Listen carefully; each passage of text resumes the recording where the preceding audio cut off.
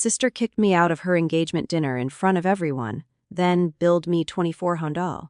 But when I exposed our family's darkest secrets, she finally broke down crying. The soft glow of candlelight flickering across a beautifully set table in a fancy restaurant. Laughter echoes through the air, glasses clink in celebration, and everyone is dressed in their finest. It's supposed to be one of those perfect family moments, the kind you see in movies, where love and happiness wrap around you like a warm blanket. But for me, Emily, that night turned into a nightmare I never saw coming. My name is Emily Thompson, and at 25 years old, I thought I knew my family inside and out. Boy, was I wrong. It all began at my older sister Sarah's engagement dinner. Sarah, the golden child, the one who always seemed to have everything fall into place for her. She was 28, radiant in her designer dress, her fiancé, Mark, beaming beside her. Our parents were there, beaming with pride, and a few close friends rounded out the group. I arrived a little late, straight from work, my heart full of excitement for her.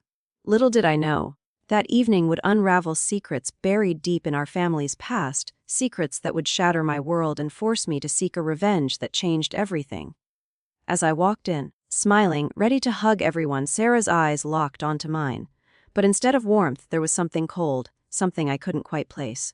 "Emily," she said, her voice sharp like a knife hidden in silk. "What are you doing here?" I laughed it off at first, thinking it was a joke. But then she leaned in and whispered those words that still haunt me: "Get out. Find another table." My stomach dropped. The room seemed to spin. What had I done to deserve this? Why was my own sister turning on me in front of everyone? And that was just the beginning. As the night unfolded, the betrayal deepened, leading to a 2400 bill slapped in my face and family secrets exposed that would make your jaw drop. Stick with me, because this story of heartbreak, deception, and ultimate justice is one you won't forget. Let me take you back to where it all started, to understand why that moment at the dinner table cut so deep. Growing up in a small suburban town just outside Chicago, Sarah and I were inseparable, or at least, that's how I remembered it. I was the younger sister, always looking up to her. She was 3 years older, with that effortless charm that made everyone love her. Our parents, Mom and Dad, Linda and Robert Thompson, worked hard to give us a good life. Dad was a mechanic, Mom a schoolteacher. We weren't rich, but we had love, or so I thought. As kids, Sarah and I shared a bedroom with bunk beds. I'd climb up to her top bunk at night, whispering secrets under the covers. "Emily, promise you'll never tell," she'd say, and I'd swear on my favorite teddy bear. We'd dream about our futures, her becoming a famous designer, me a writer or something creative. We played dress up, baked cookies with Mom, and rode bikes around the neighborhood until the streetlights came on. But even then, there were hints of something off. Sarah always got the bigger slice of cake, the newer clothes. Mom would say, "She's older, she needs it more." I'd nod, not questioning it. Dad was quieter, often working late, but he'd tuck me in with stories of adventure. One memory stands out: our family vacation to the Grand Canyon when I was 10 and Sarah 13. We hiked trails, marveled at the vastness, and at night, around the campfire, Dad would share old family tales. But Sarah would roll her eyes, pulling away, as if those stories bored her. Looking back, maybe she knew something I didn't. As we grew into teens, the cracks widened. Sarah hit 16 first, getting her license, a car from our parents, nothing fancy, but it was hers. I was 13, awkward and braces clad, envious but proud. She'd drive me to school sometimes, blasting music, making me feel cool. But then came high school for me at 14, while she was 17 and Queen Bee, cheerleader, prom queen, straight A's. I struggled a bit, more introverted, finding solace in books and journaling. Sarah would tease me gently, "Come on, Em, live a little." But her friends would laugh behind my back, calling me the weird little sister. I brushed it off, thinking it was normal sibling stuff. By the time I turned 16, Sarah was off to college on a partial scholarship, majoring in fashion design. I missed her terribly. We'd text and call, sharing updates. She met Mark there, her perfect match, tall, handsome, from a well-off family. I was thrilled when she brought him home for holidays. At 18, I graduated high school and started community college, working part-time at a cafe to save up. Life was steady, predictable, but underneath, those family dynamics simmered. Mom favored Sarah openly now, saying things like, "Sarah's going places. Emily, you should follow her lead." Dad would defend me quietly, but never loud enough to change anything. I didn't realize then that these were clues to a deeper secret. A secret about our family that Sarah had known for years, one that would explain her growing distance. As I approached my 20s, living on my own in a tiny apartment, scraping by, Sarah's life soared. She landed a job in a boutique firm, got engaged to Mark. I was happy for her, truly. But that engagement dinner, it was the spark that ignited the truth. How could a sister I loved so much turn so cold? The answer lay in hidden letters, whispered conversations, and a betrayal that went back decades. Fast forward to the weeks leading up to that fateful night. Sarah's engagement had been announced a month earlier, and the family was buzzing. Mom called me daily, gushing about details. "Emily, you have to be there!" "It's going to be magical." I wouldn't miss it for the world. At 25, I was finally finding my footing, working as a freelance graphic designer, dating casually, feeling independent. Sarah and I had drifted a bit with her busy life, but we still texted memes and shared laughs, or so I thought.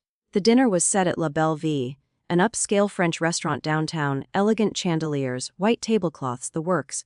Sarah insisted on it, saying Mark's family would appreciate the sophistication. Our parents footed part of the bill, but Sarah hinted at contributions from guests.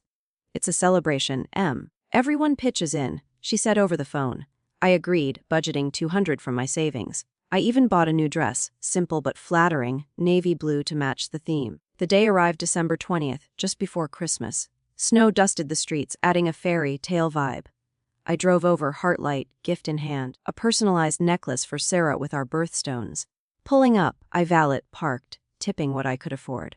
Inside, the aroma of garlic and herbs welcomed me. The private room was alive with chatter. Mom hugged me tight, Dad patted my back, Mark shook my hand warmly. Friends nodded hello, and Sarah, kissed my cheek, but her smile didn't reach her eyes. "Glad you made it, Emily," she said flatly. I shrugged it off, pre-engagement jitters, maybe. We sat down, me next to Dad. Appetizers arrived. Escargot, foie gras, fancy stuff I'd never tried. Conversation flowed about the wedding plan's destination in Hawaii, designer gown. I chimed in excitedly. "Sarah, you'll look stunning," she nodded curtly. As mains came, steak au poivre, salmon and kraut, the toasts began. Mark's parents praised Sarah. Our mom teared up. Then it was my turn. I stood, glass raised. "To my big sister, who's always been my hero. May your life with Mark be filled with the love you deserve." Claps all around. But Sarah's face twisted slightly. Was it anger? Disdain? I sat confused. Dessert followed, crème brûlée, chocolate mousse. Lauder peaked. Then, as coffee poured, Sarah cleared her throat. "Everyone, thank you for coming. But Emily," she turned to me, eyes like ice. "This is a special night for close family and friends. I think you should find another table." Gasps rippled. My fork clattered. "What? Sarah, are you serious?" She nodded. "Yes. Please leave." Humiliation burned my cheeks. Dad whispered, "Sarah, what's this about?" But Mom shushed him. I stood, legs shaky, grabbing my coat. "Fine, enjoy your night." As I fled to the lobby, tears stinning. The real blow came later, a text from Sarah. The bill's $2,400. "Your share since you crashed it." "Crashed? I was invited!" Rage bubbled. But why? The answer would come from digging into our family's hidden past. That night, alone in my apartment, I couldn't sleep. The humiliation replayed like a bad movie. Why would Sarah do this? We'd had arguments before, silly sibling stuff, but nothing like this. At 16, when I borrowed her favorite sweater without asking and stained it, she yelled, but we made up. At 20, when I accidentally scratched her car, she forgave me after I paid for repairs. This felt different, personal, vicious. The next day, I called Mom. "What was that? Emily, Sarah's under stress." "Let it go." "Dad was vagger. Talk to her yourself." I texted Sarah. "Why? What did I do?" No reply. Days passed, Christmas loomed, but the family gathering was tense. Sarah acted like nothing happened, chatting about wedding favors. I confronted her privately. "Sarah, that hurt. And the bill." "I didn't even eat much," she smirked. "You weren't supposed to be there, Em. Pay up or deal with it." "Deal with what?" "Threats." I refused, blocking her number temporarily. But the pain festered. At work I zoned out, design suffering. Friends noticed my distraction. Family drama, I'd say. But deep down, I sensed more. One evening, sorting old boxes in my closet, stuff from home, I found a shoebox of letters. Yellowed envelopes, addressed to Mom from someone named Aunt Clara, whom I'd never met. Curiosity piqued, I opened one. Dated 1995, before I was born. "Linda, the adoption is final. Sarah's yours now. But remember, adoption. Sarah was adopted." My heart raced. Another letter. "Robert knows the truth about Emily's father." "What? Dad wasn't my dad." "No, that couldn't be." Trembling, I called Dad as Sarah adopted. Silence. Emily, it's complicated. Complicated? The pieces clicked. Sarah's favoritism, her distance. She knew. And somehow, it fueled her betrayal. But why lash out now? Mark's family, wealthy, traditional. Maybe they dug into our background. Or perhaps an inheritance. Our grandparents had left a trust fund split between us. But if Sarah wasn't blood, the conflict brewed inside me. Betrayal wasn't just the dinner. It was years of lies. I needed answers, and revenge started forming, a plan to expose the truth without destroying everyone. Armed with those letters, I dove deeper. At 25, I felt like a detective in my own life story. First, I visited Aunt Clara, tracked her down via old address books. She lived in a nursing home, frail but sharp. Emily. You look just like your real father, she said, eyes widening. Real father. The story poured out. Mom had an affair 26 years ago with a colleague, resulting in me. Dad forgave her, raised me as his own. But Sarah, she was adopted at birth from a distant relative who couldn't keep her. Mom and Dad kept it secret to protect us. Sarah found out at 18 during college applications needing birth records. She confronted them but swore secrecy. She changed after that, Aunt Clara whispered. So that's why the favoritism, guilt from Mom. And me, the affair baby, unknowingly the cause of tension. Sarah resented me, seeing me as the real child. The engagement triggered it. Mark's parents insisted on family history for their elite circle. Sarah panicked, fearing exposure. So she humiliated me to distance herself, make me the villain. And the bill, petty revenge claiming I ruined the night. The $2,400. The total bill was higher. She inflated my share to punish me. Proof came from restaurant receipts I requested. Total $4,800 for 20 people. She lied. Betrayal hit like a wave. My sister, whom I idolized, harbored this hate. Tears flowed as I pieced it together. But anger rose too. How dare she? Years of love tainted by secrets. I confided in a close friend, Mia, who urged therapy. But I wanted justice. The plan formed exposed the secrets at the right moment. Not to destroy, but to heal, or at least, level the playing field. With the truth in hand, revenge wasn't about violence or harm, it was about exposure, making Sarah face what she'd done. I spent weeks planning, careful not to tip my hand. First, I gathered evidence. Copies of letters, birth certificates from public records. I even recorded a conversation with Aunt Clara, with her permission. At 25, I used my design skills to create a digital timeline, photos, documents, proving the family web of lies. The climax, Sarah's bridal shower, 2 months later. Invited reluctantly. I went. But before, I met with Dad privately. I know everything, I said. He broke down, admitting it all. We thought it was best. Best for who? I forgave him somewhat. He'd been a great dad. Mom was harder, she denied at first, then sobbed. Sarah begged us not to tell you. So she controlled the narrative. My plan during the shower toasts, I'd reveal gently, focusing on unity. But if Sarah pushed, I'd go full exposure. Meanwhile, the bill. I ignored her demands, instead sending her an itemized, emotional damages invoice, jokingly at first, but it planted seeds. I also anonymously tipped Mark's parents about family history worth knowing, linking to a secure site with docs. Suspense built. Would they bite? Nights were sleepless, heart-pounding. Was this revenge or justice? Both, I decided. Sarah had betrayed me publicly. I'd respond in kind, but smarter. As the bridal shower approached, tension thickened like fog. Sarah texted sporadically, demanding the money. Pay up, or you're out of the wedding. Out. Fine by me. But I played nice, replying, let's talk in person. Mom sensed something, calling worriedly. Don't ruin her day. Ruin? Like she ruined mine? At work, I channeled energy into projects, but thoughts wandered.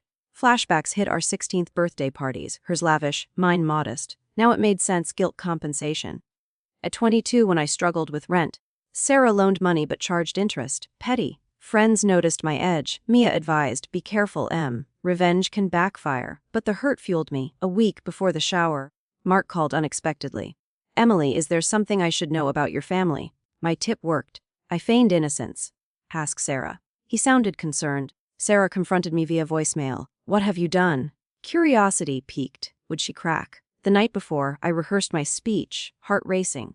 This was it, the turning point. The bridal shower was at a garden venue, flowers blooming, guests in pastels. I arrived composed, gift in hand, a framed photo of us as kids, symbolic. Sarah greeted me coolly. Games played, laughs shared, then toasts. Mom went first, praising Sarah. Others followed. My turn, I stood, voice steady. Sarah, we've shared so much, but secrets have divided us. Gasps. I pulled out the timeline on my phone, projecting it. Our family isn't what it seems. Sarah's adopted. I'm from Mom's affair. It's time for truth. Sarah's face paled. Emily, stop. But Mark's parents nodded knowingly. Mom cried, Dad comforted. Sarah lunged verbally. You ruined everything. But guests murmured support for honesty. I countered. You kicked me out. Billed me falsely. This is justice, she broke, admitting resentment. I felt like I didn't belong. Tears flowed. Mark pulled her aside. The party ended awkwardly, but the air cleared. In the weeks after, fallout was intense but healing. Sarah apologized tearfully, explaining her pain. We talked for hours, rebuilding. The wedding proceeded smaller, honest. I paid a fair share of the dinner, $120, not $2,400. Mark's family accepted us. Therapy helped. Family sessions mended bonds. At 25, I felt empowered, starting a blog on family secrets. Sarah and I grew closer, true sisters now. The bill. Forgiven, a lesson in pettiness. Looking back, this betrayal taught me that secrets fester, but truth liberates. Family isn't just blood, it's choice, forgiveness. If you're hiding something, face it before it explodes. Revenge, done right, can lead to justice and growth. Don't let hurt define you. Let it refine you. Thanks for listening. Share your stories below. Until next time, remember the truth always finds a way out.